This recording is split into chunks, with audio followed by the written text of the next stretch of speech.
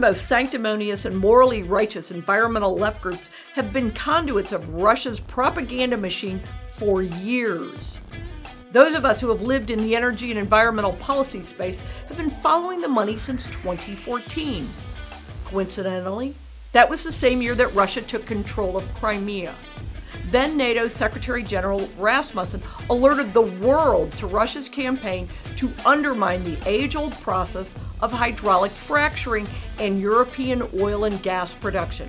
Here's what Rasmussen said at the time.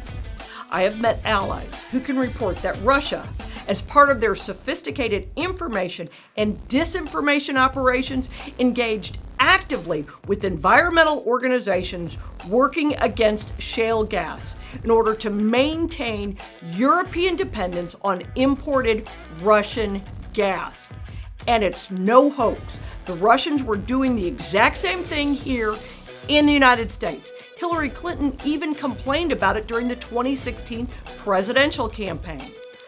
In January 2017, Drew Johnson wrote this in Newsweek.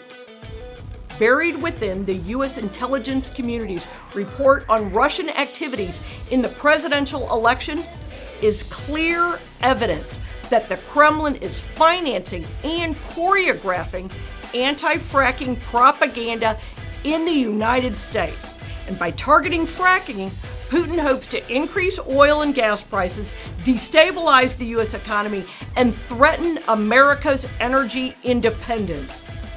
With Trump's election, Putin didn't get what he wanted, but he sure did with Biden's election. In June 2017, Congressman Lamar Smith and Randy Weber exposed the scheme in a letter to Trump Treasury Secretary Steven Mnuchin. Here's the Cliff Notes version of how it all worked. Entities close to the Russian government used a Bermuda-based pass-through corporation to funnel millions of dollars to a San Francisco-based private foundation named the Sea Change Foundation. Sea Change then passed the Russian money to various U.S. nonprofit organizations like the Sierra Club, the League of Conservation Voters Education Fund, the Energy Foundation, the National Resources Defense Council, Climate Action Network, and others. Now in Colorado, I had a front row seat to the damage the Russians' money did to the state's domestic oil and gas production. And North Carolina wasn't immune either.